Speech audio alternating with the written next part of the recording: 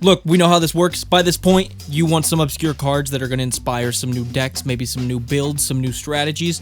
I have no social life and am able to look through thousands of cards and can supply those to you. So, you know the title of the video, you know how these work. Before we get into it, if you want to show the channel a little bit of additional support, you can head over to Patreon. It starts as low as $1. It really does help me out a ton. And with that, let's get into it. Up first is Otherworldly Escort. Otherworldly Escort is 3 and a white for a 4/3 human detective with flash. When it dies, if it wasn't a spirit, return it back into play with 4 charge counters on it. It is a spirit. You can also pay 1 and a white to destroy target creature that dealt damage to you and remove a charge counter from it. I think this is a really annoying pillow fort creature. It flashes in, can get some surprise blocks on people.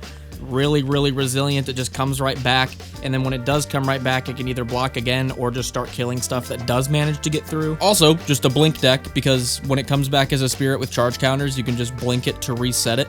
So you're like, block, dies, comes back, block again. Blink block, actually, because you can do that. Comes back again as a human. If it dies, it just comes back. It's super annoying. I could see it ran in commanders that care about counters too, like Tyam. Although it's not a 3-drop, so I could see it being a little weird in Tyam. Maybe something more like Sparrow. Maybe like the Falco Sparrow guy. You can remove counters to play stuff off the top of your deck. Something to consider. Frozen Aether is one that I have seen countless times. Never went to EDH Rec for it because I'm like, this one's ran a ton. People know about this card. It's under 10k for some reason, so here you are. 3 and a blue for an enchantment. Your opponent's creatures, lands, and artifacts enter tap. Not yours, just theirs. Slows down aggro decks to a crawl, which is great because you're probably going to be running it in like a pillow fort or like control deck. Shuts down the tables at the deck that are trying to use like 1,000-year elixirs, tap untap engines. Not a ton to say about this one. Probably going in my Amanatu list because that's an enchantment pillow fort deck that I'm working on. You guys will get a deck tech for that soon. I have a ton of deck techs lined up, so you'll get that soon. Throw it into something you're trying to play more of a control-y, tempo-based game like Send Triplets. Emperor of Bones, I know it's new. I know that's why it's underran. It's too cool to not talk about, so we're talking about it. It's 1 and a black for a 2/2 skeleton noble. At the beginning of combat on your turn, exile a card out of a graveyard. It also has adapt 2 for 1 and a black, which means if it doesn't already have a 1/1 counter on it, you can pay 1 and a black to put 2 1/1 counters on it. It also has if 1 or more 1/1 counters will be put on it. If any of the stuff you've exiled with it is a creature, you can go ahead and put that creature into play under your control with a finality counter and crack it at the end of turn. It gains haste. Very strong. It's just it's a bear that gets bigger for the mid game, brings back even more stuff for the late game. Graveyard hate as well. It doesn't have to be a creature card you're removing. I think this is really good. It also doesn't have to be the 1/1 counters from the adapt that triggers the ability. So if you put this in something like Gave Guru Spores, that's really good. Start removing 1/1 counters from Gave or from Emperor of Bones, and then keep actually, this is way better than I even thought. Adapt triggers if it doesn't have 1/1 counters on it, and Gave can remove 1/1 counters to make 1/1 Saprolings. So you remove the 2 counters from this, make Saproling, sack a Saproling, put it on Emperor of Bones, remove a 1/1 counter from Emperor of Bones to make a Saproling, sack the Saproling, put a 1/1 counter on Emperor of Bones. You're swinging with all the big stuff you've been exiling. This seems great in like a graveyard deck. I could also see this putting in absolute work in Marchesa, the old conspiracy one. I think it's the Dusk Rose. I can't remember for 100%. The one that gives all your stuff dethrone, which gives it 1/1 counters, and if stuff with 1/1 counters on it die, they come back. This seems like it'll put in work in there. Just be super resilient, super annoying.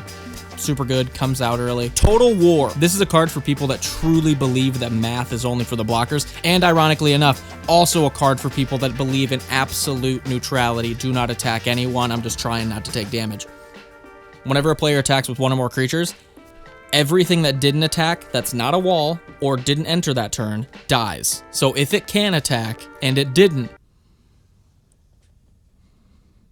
well, then we're just gonna have to teach him a lesson now, aren't we? It gets smoked. So if you want to really speed up the game, not bad. Also, weirdly enough, kind of good in a pillow fort shell. So if you also don't want attacking to happen, this is pretty good because the opponents can just choose not to attack and then this never happens, which is also good. That is doing something. We're not getting attacked anymore. So if you're in a Jeskai pillow fort, you're running your propagandas, you're running your ghostly prisons, you're running your total wars, and you're just already making it hard for them to swing at you. You know what?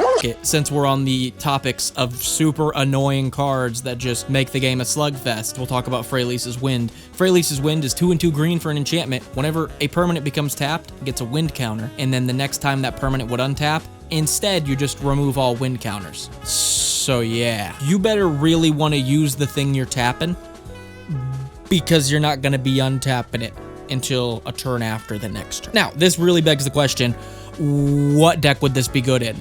And that begs the answer, I have no goddamn idea. It's super weird. It's a cool card. It reads like it could be good in something. Sometimes I just got to give you guys homework, and here is yours for the night. What would this card be good in? It's just cool and annoying. Again, I don't want to be a broken record. It would be pretty good in Pillow Fort, but I feel like there's something that's really niche this would be pretty good in. This is my favorite card. This is my favorite card on this list. If there's one card that you should walk away considering, I think it's this one. It's really annoying. There's a lot of Pillow Fort cards on this list now that I look at it, and it has nothing to do with my Pillow Fort Amanatu deck I'm working on, I swear. Sunstone is really fucking good. It's 3 for an artifact. You can pay 2, and you can sacrifice a snow land, and you can prevent all combat damage that's dealt this turn. Maybe for some of you novices watching, maybe you don't know what a snow land even is. It's a snow-covered basic land. They're basic lands that also say snow on them. You might ask, can those be used to cast normal spells? Damn right they can be. So there's absolutely nothing stopping you from replacing all of your basic lands with basic snow lands, and then having this as like an extraordinarily annoying fog effect just to spitball.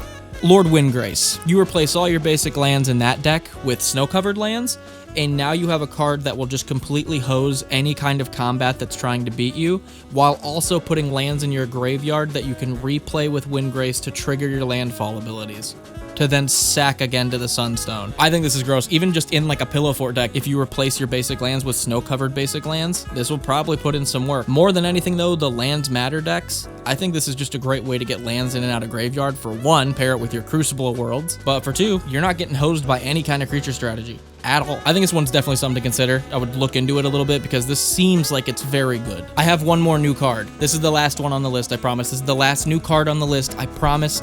Again, too cool, had to talk about it. Unshakable Tail, I really like. 2 and a black for a 3/2 zombie skeleton. When it enters the battlefield or during your upkeep, you surveil one. Whenever 1 or more creature cards are put into your graveyard from your library, you get to investigate, so you get card draw for milling creatures.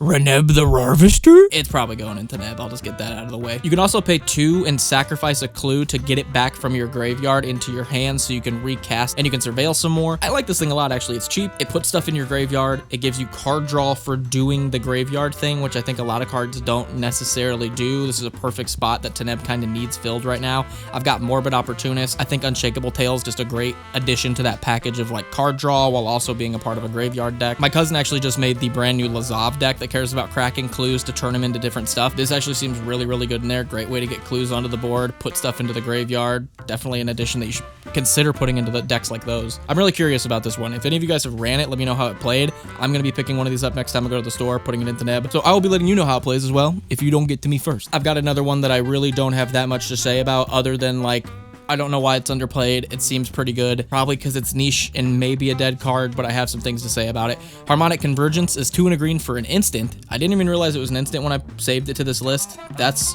also pretty nuts. You put all enchantments on the top of their owner's libraries. So if you're in a deck that doesn't have that many enchantments, you can just completely get all those off the board. All those enchantments that are causing you problems, they're all off the board. And they're also replacing your opponent's draws now. So your opponents are just going to be drawing into those enchantments they just had in play. Even if each opponent only has 1 enchantment, their next draw is going to just be a thing they already had in play. Really annoying, as well as being a board wipe for one of the harder things to get rid of, which is nice. Now, I probably would recommend this in like a Gruul deck, a Jund deck, something with red in it so you can run looting cards like Thrill of Possibilities. So if maybe you're not against the decks with a lot of enchantments, you can still discard this to be drawing cards. I think that's a great way to get away with running some more toolboxy cards in your list, is running some more looters. I think it's definitely worth a try in casual. I know I said Sunstone was my favorite. It might be War Barge because I'm sorry. For 4 mana, we get an artifact. We can pay 3. Target creature gets Island Walk until end of turn. If War Barge were to leave the battlefield this turn, the creature that you gave Island Walk dies. Hey, you're putting one of your creatures on a boat. That's why it has Island Walk. But if someone destroys the boat, your creature sinks. And I'm like, oh no, I don't want my creatures to sink.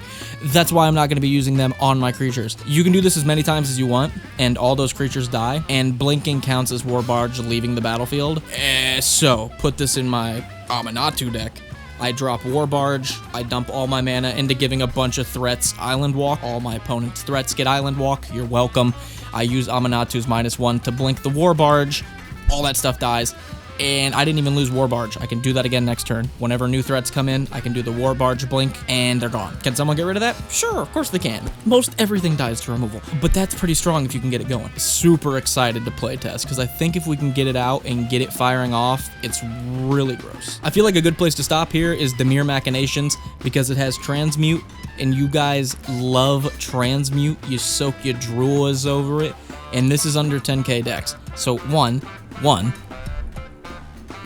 disappointing. You should be disappointed. 2, just a good card. Maybe you overlooked it. For 2 and a black, we can look at the top 3 cards of target opponent's library, and we can exile any number of those we want. Is that a great card? Not really. Is it annoying against scrying and like tutors that put stuff on top, or like if you run bounce spells? Yeah, so there is uses for it, but it has Transmute, which means you can just pay 1 and 2 black in this case to search your library for a card with the same CMC, that being 3, and then just put it into your hand. You need that 1000-year elixir? Trying to get that happily ever after going? Laboratory Maniac? Just go transmute it up, buddy. Not to even mention if you're in like a Spellslinger deck that can like recur this card and get it back to your hand, you can transmute again because all you have to do is discard it. There's a ton of removal spells that cost 3. There's a ton of card draw spells that cost 3. There's a lot of good stuff you can get with this card. Maybe you've played with some of these, or maybe you just don't think they're good cards, or maybe you think they're great cards. Let me know any of those opinions down below. If you want to show some additional support to the channel, you can head over to Patreon. As I said, it starts as low as $1, and it seriously helps me out a ton. We have a lot more content coming. I really appreciate you guys being so supported over the last couple of months. Very stressful, but this channel has seriously been a pillar, so I really appreciate you guys a lot. Anyway, hope you enjoyed the video. I'll see you guys